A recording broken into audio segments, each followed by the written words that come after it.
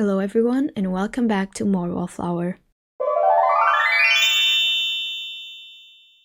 I have once again decided to wear my yellow jumper, which definitely was a choice. Today we're gonna be making a tier list of all the queer books that I've read this year. So let's get started. Here we have the tier list. We have 5, I don't know why I did that. We have 5 categories and 31 books in total. And as a reminder, I have read so far this year around 70 books. In 31 of those, either the main character is queer or the secondary characters are queer, or they have some sort of queer character in these books. So that is like almost half the books that I read. Pretty happy with that, honestly, pretty happy with that statistic. So let's get started. For the ranks, we have on the top, highest one, Needs No Notes. Like, this was so good, needs no notes. This was like 5-star. Then we have Really Chuffed with This, so I was really happy with it. Then we have Cute, Disappointing, and What Did I Read? Okay, alright. Looking at my books here, I don't think I gave any of these a lowest rating than 3.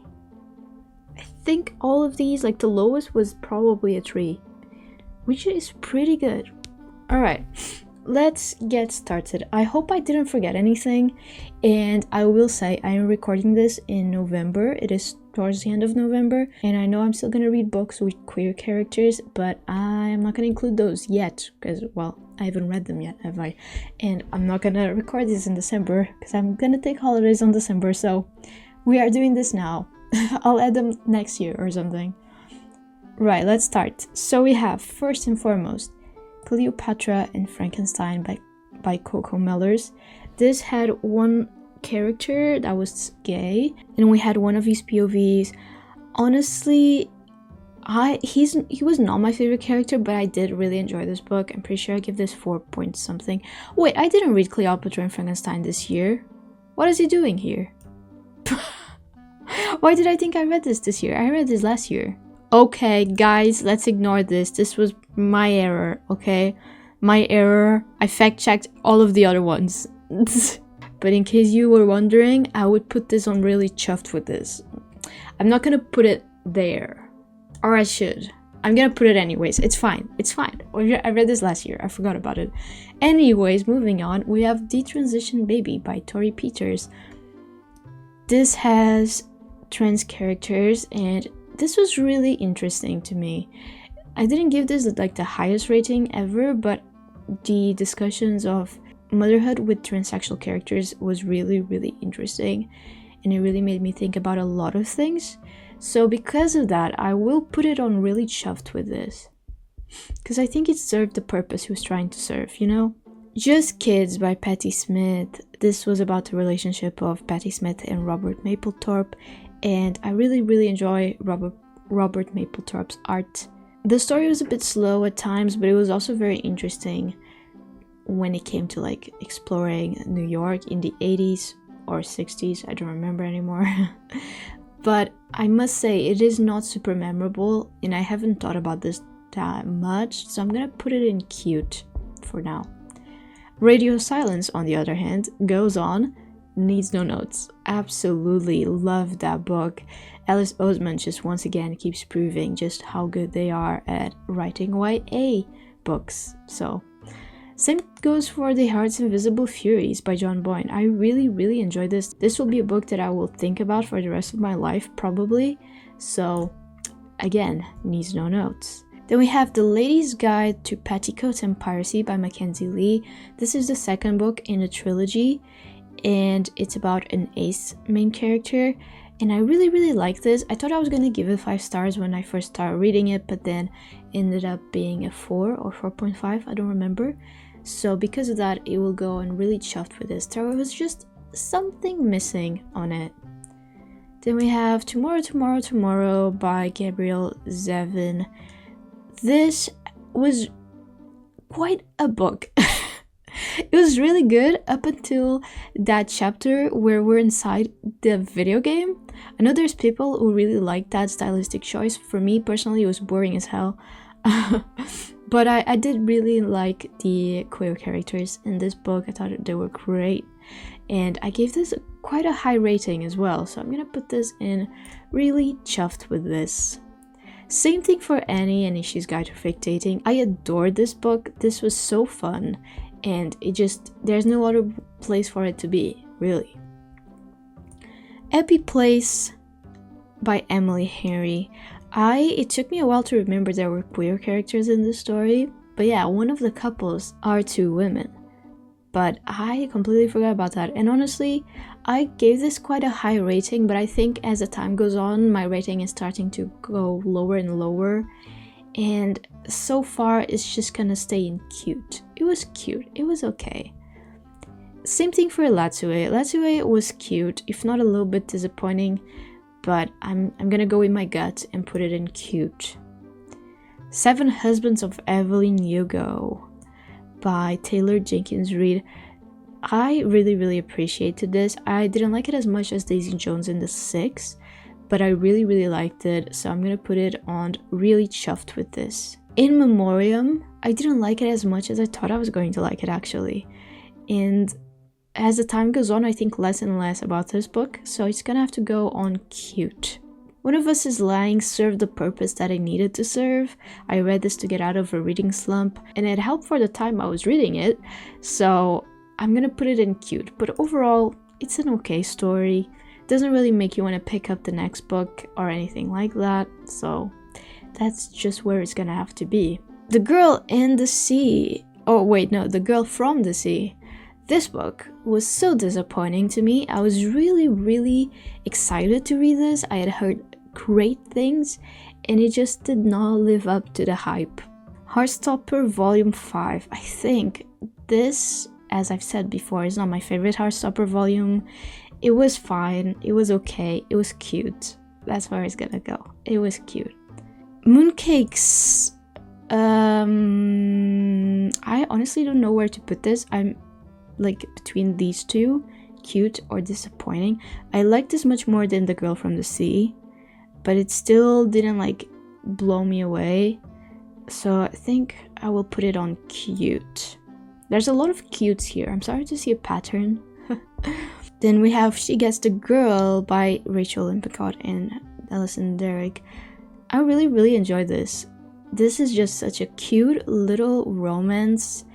Really fun as well. The characters are very lovable, very like dynamic and stuff. So I'm gonna put this on really chuffed with this. Really chuffed for this. By Any Other Name by Aaron Cotter, on the other hand, will go on Needs No Notes. I absolutely love this book. As long as I have the chance, I will keep saying that not enough people are reading this book. You need to read it. I mean, it might not be your cup of tea, but it definitely was for me. Then we have Chef's Kiss. Chef's Kiss was fine. It was fine. It's a little disappointing, not gonna lie. It is about this like guy who needs to get a job, and he ends up getting a job as a chef. But then there's a pig involved and all of these things. It's a little borderline ridiculous. So yeah, I was expecting a bit more like cute coming of age romance. Instead, we got more like crazy pigs tasting food. So I'm gonna have to put it on disappointing, sadly. Then we have Don't Wait. What's the name of this? It has two names. It always confuses me. Don't Want You More. What is it? Don't Want You Like a Best Friend? I think the English version is called More Than a Best Friend. Whatever. You know the book that I'm talking about. I really enjoy this. I think as the time goes on, I think less and less about it.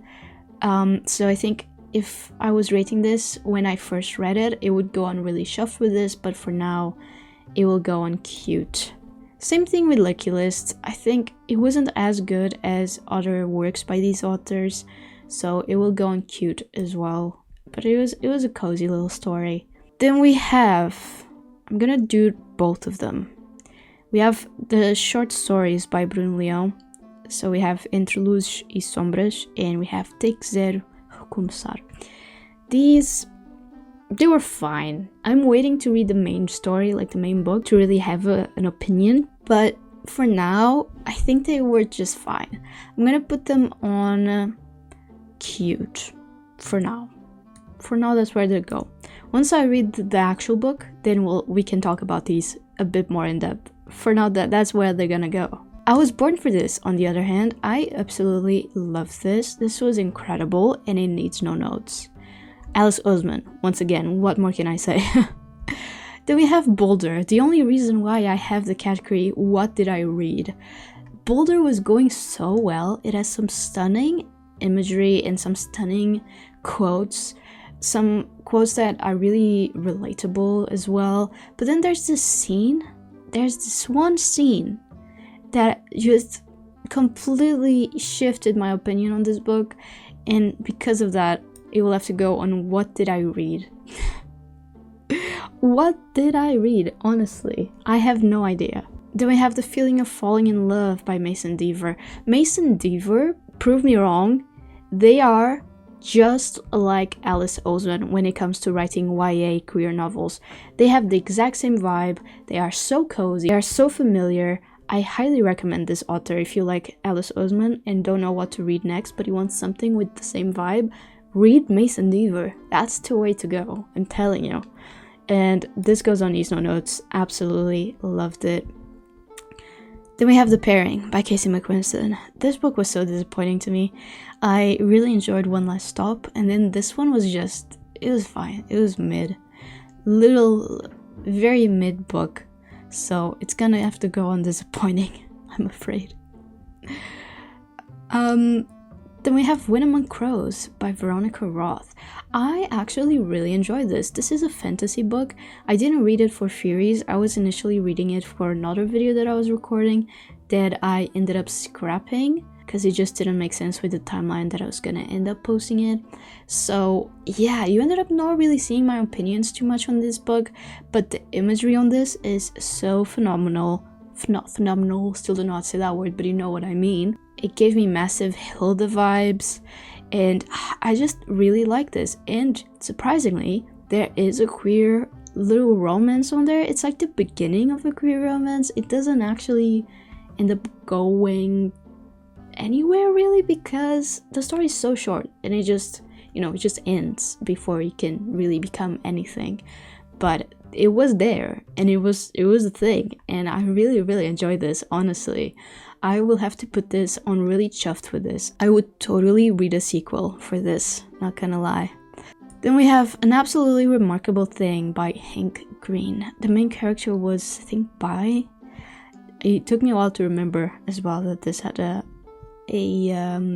queer character, but yeah, it does. And I like this. This was fine. I am interested in reading the other book in this duology, but it wasn't like exceptional, if you know what I mean. But it was intriguing. It was quite intriguing to a point. So because of that, I'm gonna put it on really chuffed with this, just because I really want to see how it will end. How the whole series is gonna be wrapped up. Okay, and then we have Girl Goddess Queen by B. Fitzgerald. This was great. I have nothing bad to say about this book. This needs no notes. It's perfect. It's amazing. I loved it. Same thing for Delilah Green, actually. Delilah Green Doesn't Care was really good, and I really want to continue this series because I've really grown to like these characters in this little town. So I will definitely be continuing this series, but I don't think it is worthy of needs no notes. I think you will have to go on really chuffed for this. And there we go. That is my ranking of all of the books that I read this year that had queer characters. Let's ignore Cleopatra and Frankenstein being there. I completely forgot I hadn't read that this year. So I read 30 books so far this year with queer characters out of the 70 that I've read. I think I've read 70. I'm not completely sure. Last time I checked, it was 69, but I think I finished the book since then, so let me know what you thought of my ranking, and let me know if you're gonna take one of my recommendations and read it down in the comments, and I will see you in the next one. Bye!